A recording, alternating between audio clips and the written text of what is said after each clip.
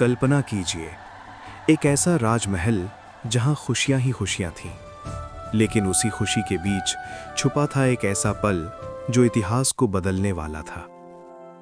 ये कहानी है उस समय की जब एक दिव्य बालक का जन्म हुआ, जिसे दुनिया आज गौतम बुद्ध के नाम से जानती है। असित ऋषि के आशीर्वाद और वचनों को सुनकर राजा शुद्धोधन का हृदय प्रसन्नता से भर उठा। उन्होंने अपार धन, सोना और वस्त्र उस नवजात शिशु पर न्यौछावर कर दिए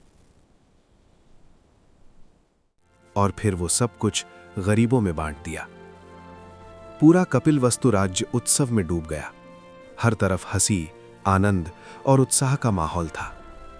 राजमहल में बड़े ही धूमधाम से शिशु के नामकरण संस्कार का आयोजन किया गया और तब राजकुमार के लिए एक नाम चुना गया, सिद्धार्थ, जिसका अर्थ है जिसका उद्देश्य सिद्ध हो। राजकुमार सिद्धार्थ के जन्म के बाद महल का वातावरण बदल चुका था। चारों ओर एक अनोखी शांति और आनंद था, जैसे प्रकृति भी इस दिव्य बालक के स्पर्श से मुस्कुरा रही हो।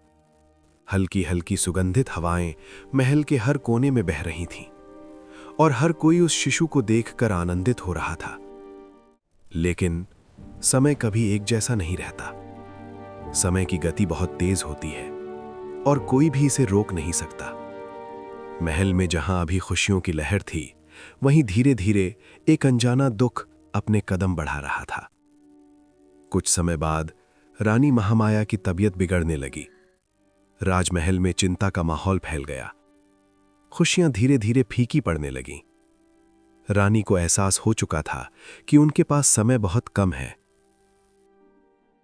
एक दिन रानी महामाया ने अपने नन्हे शिशु सिद्धार्थ को रानी प्रजावती की गोद में रखते हुए कहा,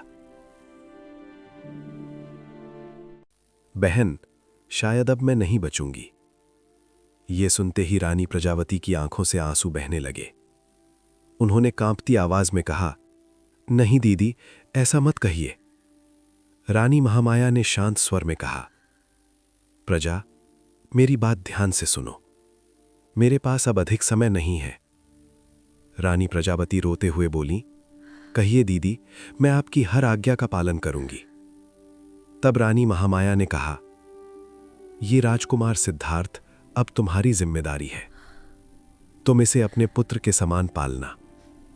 रानी प्रजापति ने रोते हुए कहा, मैं वचन देती हूं, मैं इसका पालन पोषण अपने पुत्र की तरह करूंगी। इतना सुनकर रानी महामाया के चेहरे पर एक हल्की मुस्कान आई और धीरे धीरे उनकी आंखें बंद हो गईं। उनका सिर एक ओर झुक गया और वो इस संसार को छोड़कर चली गई। राजमहल में एक बार फिर सन्नाटा छा गया।